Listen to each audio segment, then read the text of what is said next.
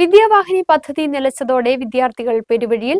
മാങ്കുളത്തെ saint Mary's സ്കൂളിൽ പഠിക്കുന്ന വിവിധ ആദിവാസി കുടികളിൽ നിന്നുള്ള 193 കുട്ടികളുടെ പഠനമാണ് മുടങ്ങിയിരിക്കുന്നത്. പദ്ധതിയിലെ വാഹന ഉടമകൾക്ക് യഥാസമയം നൽകേണ്ട തുകയും കുടിശ്ശികയും നൽകാൻ ബന്ധപ്പെട്ട ഉദ്യോഗസ്ഥർ നടപടി സ്വീകരിക്കാത്തതാണ് പ്രതിസന്ധി. കുട്ടികളുടെ വിദ്യാഭ്യാസം മുടക്കിയ സർക്കാർ അനീതിക്കെതിരെ ശക്തമായ സമരത്തിനൊരുങ്ങുകയാണ് യൂത്ത് കോൺഗ്രസ്.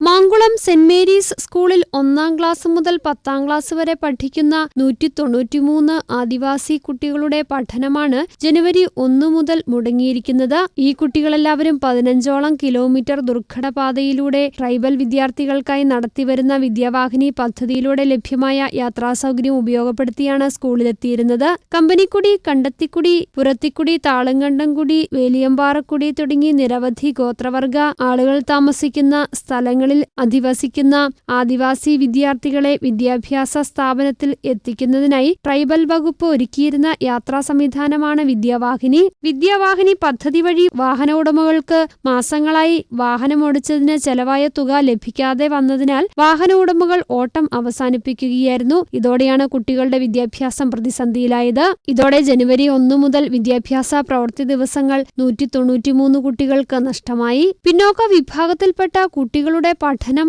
നിലച്ചിട്ടും ബന്ധപ്പെട്ട അധികൃതർ നടപടി സ്വീകരിക്കാത്തതിനെതിരെ യൂത്ത് കോൺഗ്രസ് പ്രതിഷേധവുമായി രംഗത്തെത്തി. കുട്ടികളുടെ വിദ്യാഭ്യാസം മുടക്കിയ സർക്കാർ അനീതിക്കെതിരെ ശക്തമായ സമരം സംഘടിപ്പിക്കുമെന്ന് യൂത്ത് കോൺഗ്രസ് ദേവികുളം നിയോജകമണ്ഡലം പ്രസിഡന്റ് അനിൽ കനകൻ പറഞ്ഞു.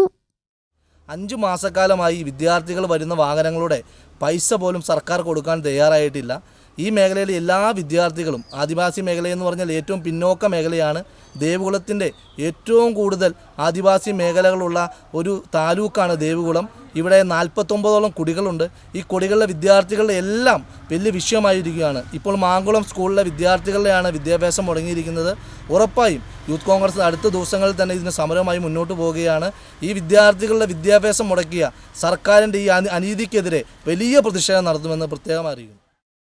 2025 ജനുവരി മാസം 1 മുമ്പായി ഇതുവരെയുള്ള വണ്ടിക്കൂലി മുഴുവനും അനുവദിച്ചില്ലെങ്കിൽ വാഹനമോടിക്കാൻ കഴിയില്ലെന്ന് വാഹന ഉടമകൾ സ്കൂളിൽ അറിയിച്ചിരുന്നു. പല പ്രാവശ്യം ബന്ധപ്പെട്ട ട്രൈബൽ വകുപ്പ് അധികാരികളെ വിവരമറിയിക്കുകയും ഊരുമൂപ്പന്മാർ രേഖാമൂലം നിവേദനങ്ങളും പരാതികളും നൽകിയെങ്കിലും സർക്കാരിൽ നിന്ന് പണം അനുവദിച്ചിട്ടില്ലെന്ന മറുപടി മാത്രമാണ് ട്രൈബൽ ഉദ്യോഗസ്ഥന്മാരിൽ നിന്ന് ഓരോ പ്രാവശ്യവും ലഭിക്കുന്നതെന്നാണ് ആരോപണം. കുട്ടികളുടെ പഠനം പാതിവഴിയിൽ മുടങ്ങിയിട്ടും കുട്ടികളുടെ യാത്രാസൗകര്യം പുനഃസ്ഥാപിക്കുവാനോ കുട്ടികളുടെ യാത്രയ്ക്കായി വാഹനങ്ങൾ ലഭ്യമാക്കിയിരുന്ന വാഹന ഉടമകൾക്ക് യഥാസമയം നൽകേണ്ട തുകയോ അവർക്ക് ലഭിക്കേണ്ടുന്ന കുടിശ്ശിക തുകയോ നൽകുവാൻ യാതൊരു പരിശ്രമവും ബന്ധപ്പെട്ട ഉദ്യോഗസ്ഥന്മാരിൽ നിന്ന് ഉണ്ടായിട്ടില്ലെന്നാണ് ആരോപണം. ആദിവാസി വിഭാഗത്തിൽപ്പെട്ടവരുടെ ഉന്നമനത്തിനായി കോടിക്കണക്കിന് തുക ചിലവഴിക്കുന്നുവെന്ന് അവകാശപ്പെടുമ്പോഴാണ് ആദിവാസി വിഭാഗത്തിൽപ്പെട്ട കുട്ടികൾക്ക് പ്രാഥമിക വിദ്യാഭ്യാസം ലഭിക്കാനുള്ള അവകാശം പോലും നിഷേധിക്കപ്പെട്ട് വീടുകളിൽ കഴിയേണ്ട ദുരവസ്ഥയ്ക്ക് ഇരയായിരിക്കുന്നത്.